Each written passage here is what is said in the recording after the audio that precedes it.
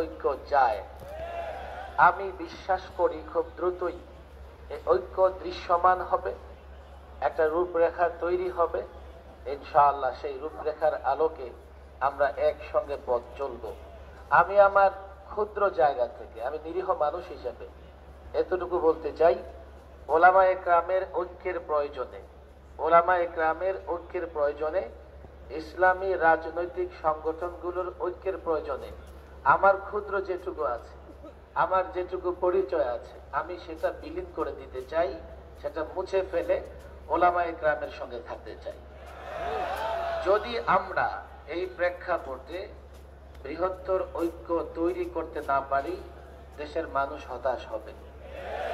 এবং 16 বৎসর, আমি একথা নির্দ্বিধায় বলি, 16 বৎসর সবচাইতে বেশি জুলুম সহ্য করেছে ওলামায়ে কেরাম।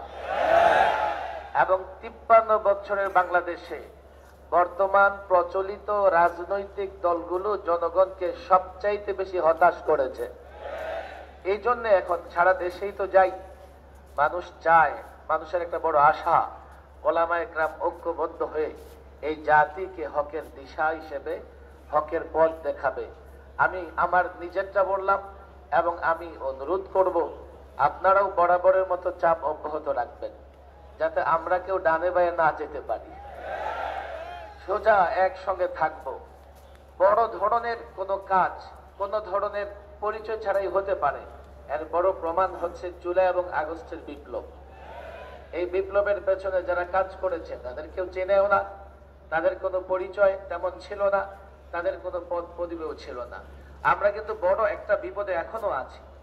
আমি কিছু কথা পরিষ্কার বলি, এই যে সংস্কার কমিশনগুলো হয়েছে, সংবিধান সংস্কার কমিশনের আহ্বানে আমি একটা বৈঠকে গিয়েছিলাম। আমি সংবিধান নিয়ে আগে থেকে যেহেতু কাজ করছি, আমার প্রস্তাবনাগুলো ওলামাদের পক্ষ থেকে তুলে ধরেছি। আমি সেখানে গিয়ে দেখেছি সংবিধান সংস্কার কমিশনে প্রায় প্রচলিত রাজনৈতিক দলগুলোর সকলেরই কোনো না কোনো ব্যক্তি পছন্দের সেখানে আছেন, সব দলেরই আছে। আমাদের কাউকে সরাসরি সেখানে আমি দেখি নাই সদস্য হিসেবে কাজ করতে। আমার মনে হয় বাকি কমিশনগুলো হয়তোবা তাই, ওনারা করবেন, আমাদের ডেকে হয়তোবা তার বৈধতা নেবার চেষ্টা করবেন। আমি এক্ষেত্রে পরিষ্কার বলি, সংবিধান থেকে শুরু করে নির্বাচন সংস্কার কমিশন পর্যন্ত কে কাজ করছে, কারা কাজ করবে, ইসলাম এবং মুসলিম উম্মাহ দেশের মানুষের স্বার্থ বিরোধী, কল্যাণ বিরোধী কোনো কিছু হলে তা মানা হবে না। এর জন্য ঐক্য প্রয়োজন, ঐক্যের কোনো বিকল্প নাই। আজকে আমাদের এখানে মোহতারাম আমির ইসলামী আন্দোলনের পীর সাহেব চরমনাই এবং নায়েবে আমির সহ নেতৃবৃন্দ আছেন। আমি মনে করি আপনাদের একটু অগ্রসরে বড় ধরনের ভূমিকা পালন করতে হবে। বর্তমানে আপনাদের কাছে মানুষের প্রত্যাশা বেশি। মাওলানা মামুনুল হক সাহেব আছেন, আরেকটু খোলামেলা আলোচনা করে বৃহত্তর একটা ঐক্যের দিকে আমরা যাব।